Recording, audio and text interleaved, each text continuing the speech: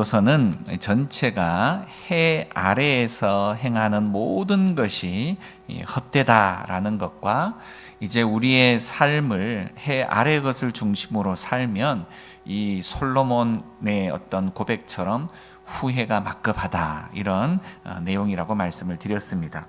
자, 이제 오늘은 이제 18절의 말씀을 보게 되는데요. 내가 해 아래서 내가 한 모든 수고를 미워하였노니 이는 내 뒤을 이를 이에게 남겨주게 됨이라, 이렇게 말하고 있습니다.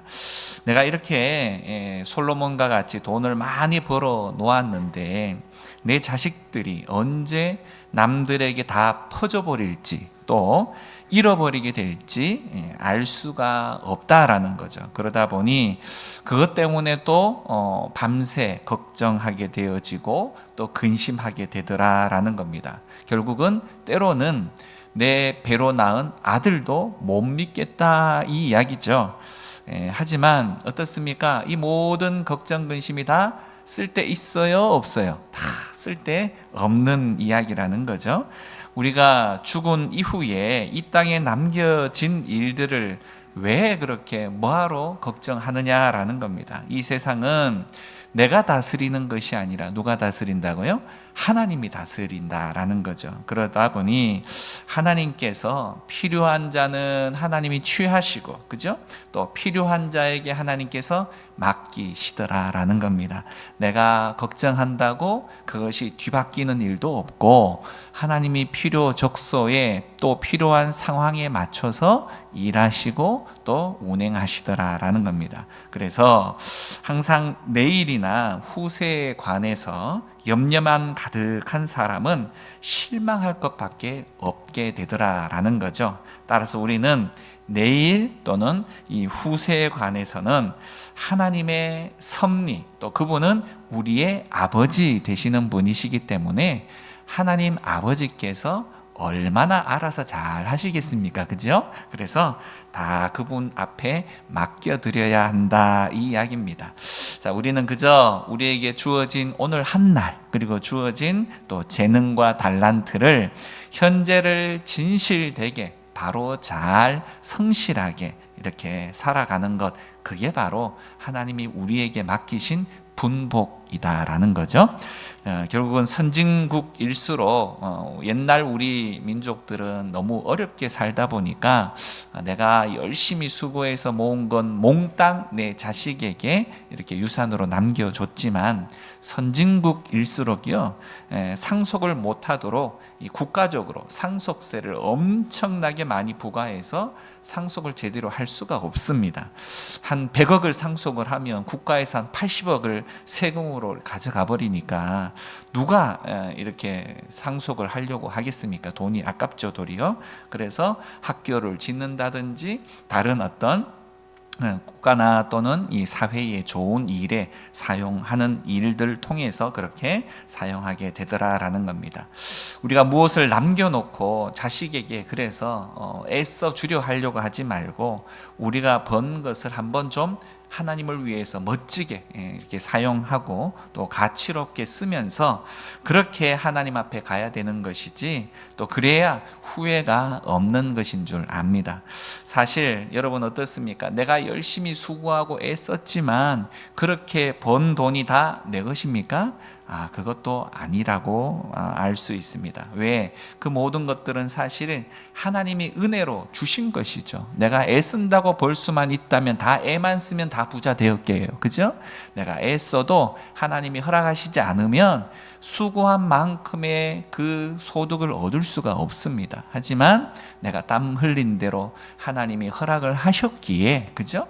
우리가 이렇게 살아갈 수 있는 것이다 보니 결국 이 모든 것은 하나님의 은혜더라라는 겁니다. 그러니 이 모든 것에 대한 내용들을 내 공만 잡고 세우려고 하면 하나님이 바로 내가 허락을 해준 건데 네가 수고한 것으로 알고 있네, 몽땅 가져가실 수도 있는 거죠. 결국 우리가 지금 이렇게 누리고 있는 모든 것들은 하나님이 은혜로 허락을 해 주신 것이고, 더불어서 나 혼자만 사는 것이 아니잖아요. 그죠?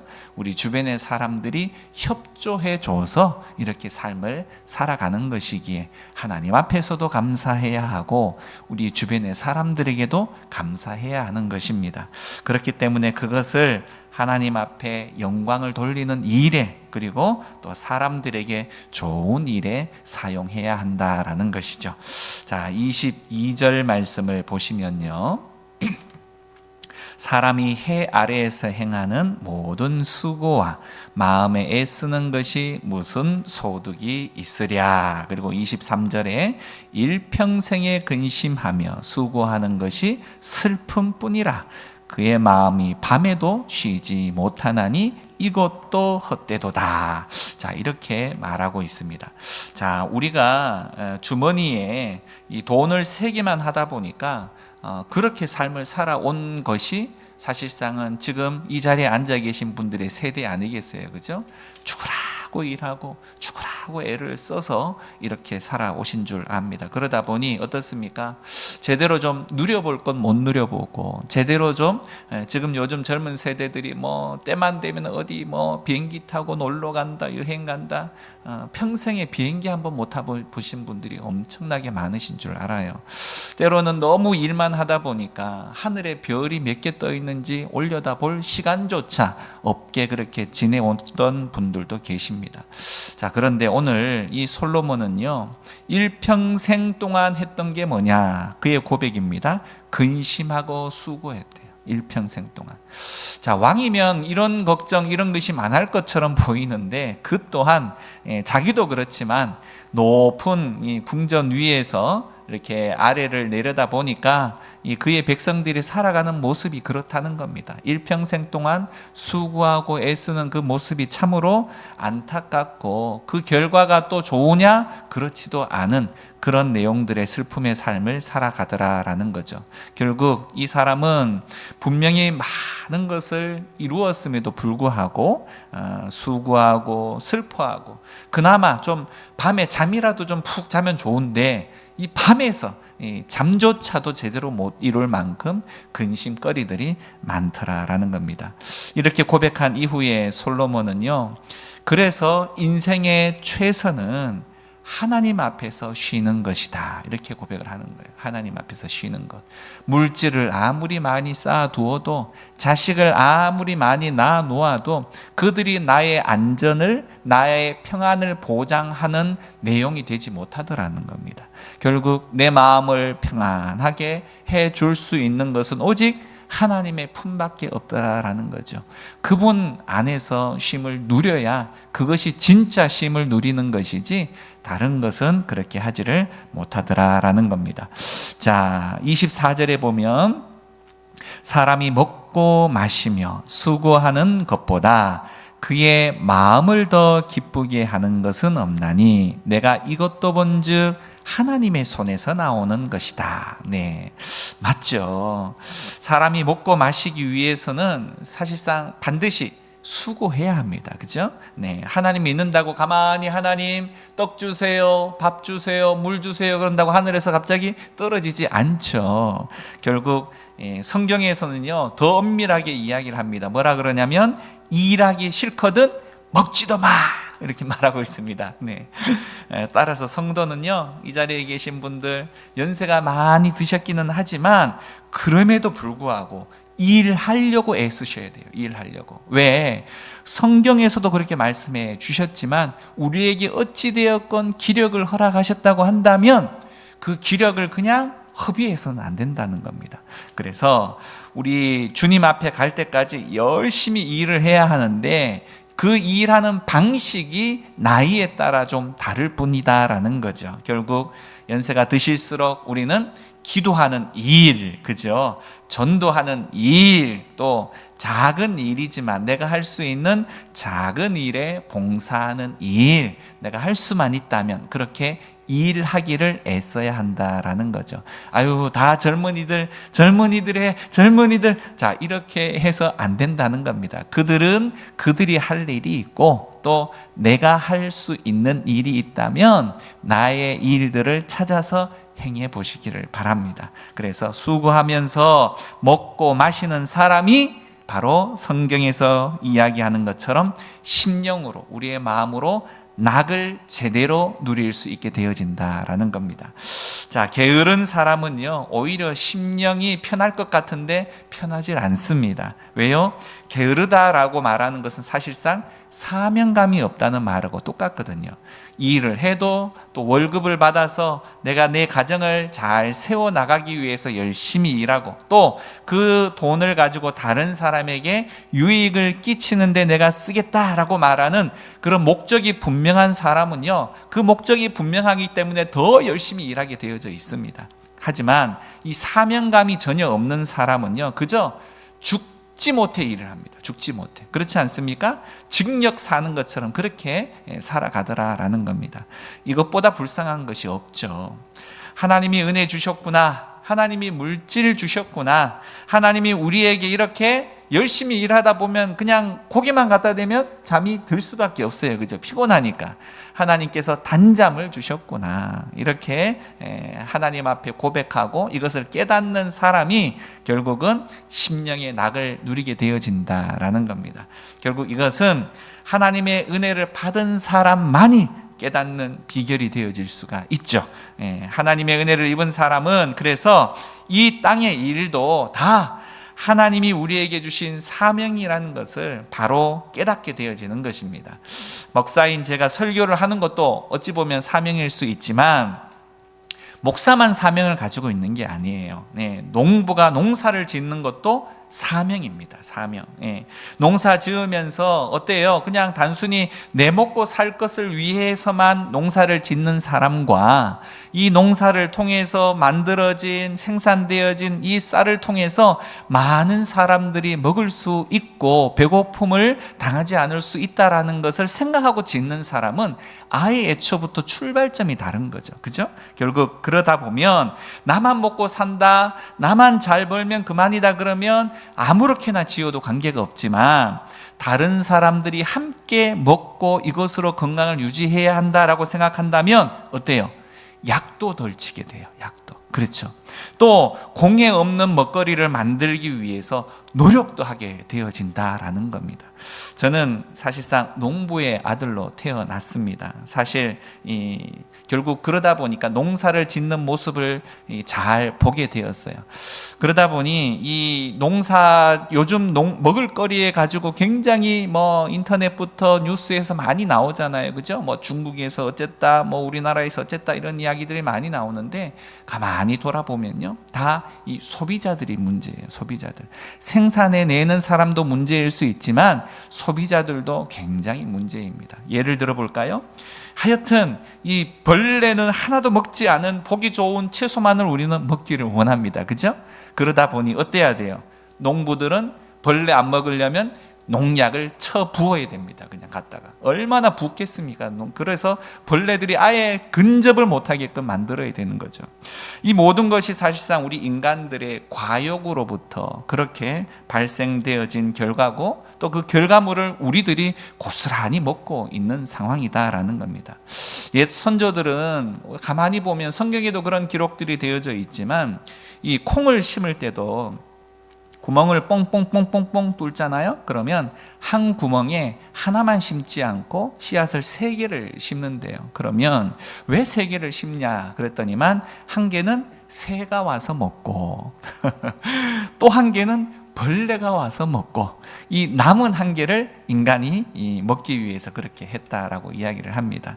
참 지금의 우리의 생활의 모습하고 얼마나 다릅니까? 그죠? 성경에도 항상 벼 이삭을 코너에 있는 구석에 있는 벼 이삭은 베지 말라 그랬어요. 그죠? 왜 그럴까요? 가난한 사람들이 와서 그것을 가져갈 수 있게끔 남겨두라라는 그런 성경의 말씀이 있습니다. 결국 이 땅에서 하나님이 주신 그 원리대로 나만 먹고 잘 사는 그런 세상을 만들기 위한 것이 아니라 더불어 함께 잘 살아갈 수 있는, 그리고 이 인생의 분명한 목적과 사명을 가지고 살아가는 사람은 매일의 삶이 의미가 있습니다. 그리고 매일의 삶이 감사가 있게 되어지는 거죠. 그렇게 살아가면 우리 인간의 욕심을 이겨낼 수 있는 상황이 되어질 수 있다라는 겁니다. 우리가 욕심을 채우려고 하면 이 욕심의 주머니가 끝이 없잖아요. 끝없이 불어나는 것. 오늘 요만했다가 내일 더 커지고, 채우면 끝인 줄 알았는데 더 크게 우리의 욕심 주머니가 불어나는 것을 본다고 한다면, 아하, 다고 하는 이 욕심 주머니는 만족시킬 수가 없구나, 이렇게 깨닫게 되어지는 것이죠. 자, 26절 말씀을 볼까요? 하나님은 그가 기뻐하시는 자에게는 지혜와 지식과 희락을 주시나 죄인에게는 노고를 주시고, 그가 모아 쌓게 하사 하나님을 기뻐하는 자에게 그가 주게 하시지만 이것도 헛되어 바람을 잡는 것이로다, 이렇게 이야기합니다. 자, 하나님의 은혜를 바로 아는 사람에게 하나님께서는 세 가지의 선물을 주시는데, 그게 바로 지혜를 주신다 그랬어요. 네, 지혜. 그리고 지식을 주신다 그랬어요. 네, 또 희락, 기쁨을 허락해 주신다라고 말씀을 하십니다. 사람이 세상의 이치를 바로 깨달아 알게 되어지면 감사밖에 그래서 나올 수밖에 없다라는 거죠. 하지만 무엇인가 부족한 지식으로 인해서 결국 우리는 불평하게 되어지고 원망하게 되어지는 그런 일들이 발생을 하게 된다는 겁니다. 우리는 이 건강의 소중함 또한 기존에 평상시에는 잘 느끼지를 못하지만 아프면, 또 아파 보면, 이 건강이 얼마나 소중하고 이 건강이 얼마나 감사한지를 깨닫는 경우가 많습니다. 과거에 저도 이 치아가, 이 이빨이 아주 멀쩡할 때는 그냥 과일을 한 입에 그냥 와삭와삭 사과를 그냥 배에 물고 이러는 것 아무렇지 않게 그렇게 했고, 이게 당연한 줄 알았습니다. 그런데 이 풍치 치주염 조금씩 이게 생겨나고 나니까 이게 베어 무는 게 그게 자연스러운 게 아니더라는 거죠. 결국은 어르신들 어떻게 합니까? 사과 하나 반쪽을 칼로 쫙 잘라서 숟가락을 가지고 뻑뻑 긁어서 그렇게 즙으로 드시는 그런 일들. 물론 그것도 맛있지만 마음의 소원은 나도 젊은이들처럼 그냥 한 입에 그냥 와그작 이렇게 씹어 먹고 싶은 마음이 왜 없으시겠습니까? 그러나 그것은 아파보지 않는 사람, 또 경험해보지 않는 사람은 그 맛을, 그것에 대한 감사함을 누리질 못한다라는 거죠. 또 이 두 다리로 높은 계단을 그냥 마음대로 팍팍팍팍 뛰어오르는 것, 이런 것에 대해서 그들 또한 감사함을 잘 못 누리는 것은 관절염을 알아가지고 겨우 그것도 지팡이도 안 돼서 옆에 봉을 잡아서 겨우 또 거친 숨을 내쉬어가면서 그렇게 걸어 올라가 보지 않는 사람은 그렇게 두 다리에 힘이 있다는 것 자체가 얼마나 감사하고 건강한지 모른다라는 겁니다. 사실상 우리가 이렇게 숨 쉬고 있다는 것, 내 의지로 움직일 수 있다는 것, 이게 당연한 것이 아니라 다 모든 것이 감사한 제목이라는 거죠. 그렇죠? 음식을 먹어도 소화가 안 되는 사람이 너무너무 많고, 또 두 눈은 있어도 눈의 시력이 떨어져서 앞을 보지 못하는 사람도 너무 많고, 또 귀가 있어도 듣지 못해, 코가 있어도 숨을 쉬지 못해, 입이 있어도 내 마음대로 먹지 못하고 목에 구멍을 뚫어서 흡입을 해야 하는 그런 일들도 너무너무 많고, 이런 상황들을 보면 우리가 지금 이렇게 이만한 것이 얼마나 감사한지요. 그렇지 않습니까? 이만한 것이 너무너무 감사한 그런 내용들을 우리가 고백하면 고백할수록, 하나님 오늘도 나에게 생명 주신 것 감사합니다. 내가 막 하늘을 날지는 못해도 하나님 오늘 내 두 다리로 걸을 수 있는 것 감사합니다. 내 한 손으로 내가 숟가락을 들어서 음식을 먹을 수 있는 것 감사합니다. 그죠? 이 감사를 끝없이 이야기하다 보면 나도 모르게 감사가 또 생겨나고 기뻐지고 오늘 하루에 의미가 생겨나기 시작을 하더라라는 겁니다. 그래서 감사는 감사를 낳고 불평은 또 불평을 낳게 되어지는 겁니다. 우리의 입술을 통해서 불평보다는 그래서 감사를 더 많이 할 수 있기를 간절히 부탁을 드립니다. 이렇듯 정말 바로 깨달아 알게 되어지면 모든 것이 은혜 아닌 것이 없는 거죠. 그래서 우리가 그저 감사하고 기뻐하는 삶을 살아야 하는 이유가 여기에 있고, 그래서 성경은 뭐라고 이야기하냐? 항상 기뻐하라 이렇게 이야기합니다. 또 범사에 뭐라고요? 감사하라. 그래요. 이유가 다 있는 거예요. 이유가. 흔히 일 이렇게 이야기하면 우리는 노동이라고 이렇게 표현을 하죠. 하지만 이 처음에 일을 만드신 하나님은 노동으로 만드신 것이 절대 아니에요. 일은 뭐예요? 놀이였어요. 놀이. 하나님께서 저 에덴 동산에 아담과 또 하와와 그리고 수많은 동물들을 만들어 놓고 처음 시킨 일이 뭐냐면 관리하라 그랬는데 이름을 짓게 만들었어요. 이름을. 기린을 보고 기린이라고 이름을 지은 것이 아담인데 얼마나 재밌었겠습니까? 그죠? 네, 어쨌든 그 모든 것이 일이었지만 놀이였다. 그런데 이것이 결국은 죄가 들어오면서 그 일이 모두가 노동, 수고하고 애써야 하는 노동으로 바뀌고 말았습니다만, 그럼에도 불구하고 우리는 어떻게 된 사람들이에요? 하나님의 은혜로 구원함을 받고 이제는 새로운 삶을 살아가게 되어지는 하늘나라의 기준과 하늘나라의 법을 따라서 살아야 하는, 또 앞으로 그 하나님 나라에서 살아갈 사람들이기 때문에 그 일을 그냥 노동으로 해서는 안 된다는 거예요. 하나님께서 처음에 만드신 그 창조의 목적에 따라서 우리는 자꾸 하나씩 회복해야 하는 사람들입니다. 그러다 보니 이 일을 노동처럼 해서는 안 되고 기뻐함으로 그 일들을 감당해야 한다라는 겁니다. 작은 일에도 하나님 감사합니다. 일할 수 있는 은혜 주신 것 감사합니다. 일할 수 있는 힘 주신 것 감사합니다. 그죠? 이런 마음으로 또 작은 일이라 할지라도 기쁨으로 그 일을 행하기 시작을 하면 그 일을 대하는 우리의 모습도 바뀌게 되어질 수 있다라는 거죠. 그래서 오늘 죄인에게는 오늘 성경은 또 뭐라고 이야기하느냐? 욕심을 부려서까지 모아놓았던 그 모든 재산, 그거를 하나님을 기뻐하시는 자에게 주게 만들다, 이렇게 성경은 이야기하고 있어요. 이 하나님을 알지 못하고 욕심만 부렸던 이 사람들에게는 얼마나 어처구니 없는 일이겠습니까? 다 이것저것 인생사정 다 봐주지 않고 끌어모았던 그 돈을 결국에는 하나님 잘 믿는 사람들 뒷바라지 하는데 지금 갖다 바치는 상황 꼴이 되어지고 만 거죠.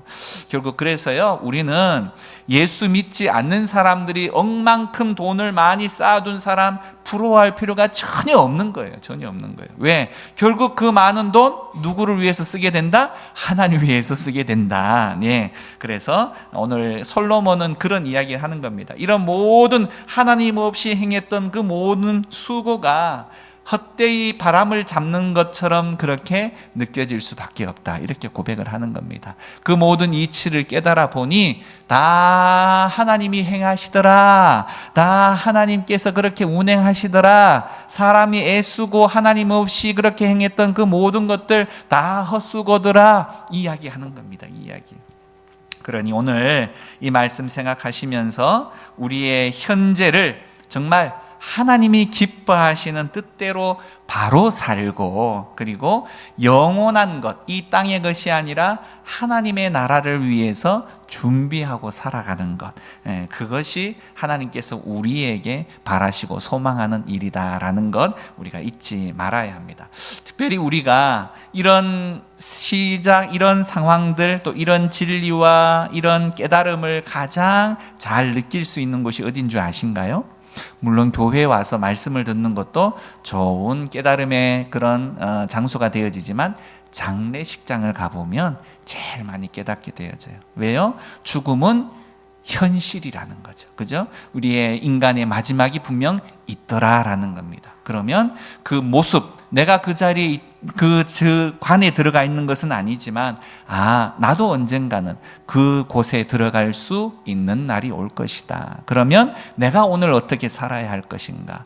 내가 하나님의 나라에 대해서, 신앙에 대해서, 하나님에 대해서, 믿음에 대해서 많은 말들을 해왔지만 제대로 잘 준비하고 있는가 생각이 들더라는 거예요. 그죠? 그래서 결국 우리가 매일마다 장례식장을 갈 수는 없지만 이 예배의 자리에 나와서 하나님의 말씀을 듣고 그냥 일상의 삶만 살면 사실 이것 또한 잘 잊어버리고 그냥 세상의 흐름대로 쫓아갈 수밖에 없지만, 말씀을 통해서 그래, 인생은 이렇게 사는 거야. 하나님의 나라는 이렇게 준비하고 살아가야 돼. 이것을 계속 곱씹게 되어지는 거죠. 그러면 또 잠시나마 내가 세상에 향해서 걱정하고 근심했던 것을 다시금 접고 하나님을 좀 더 신뢰하는 마음을 갖게 되어지는 것. 그래서 예배가 중요한 것입니다. 말씀을 듣는 자리, 예배 자리를 사모하고 또 그 자리에서 귀와 마음을 잘 정돈해서 하나님 말씀은 듣는 것,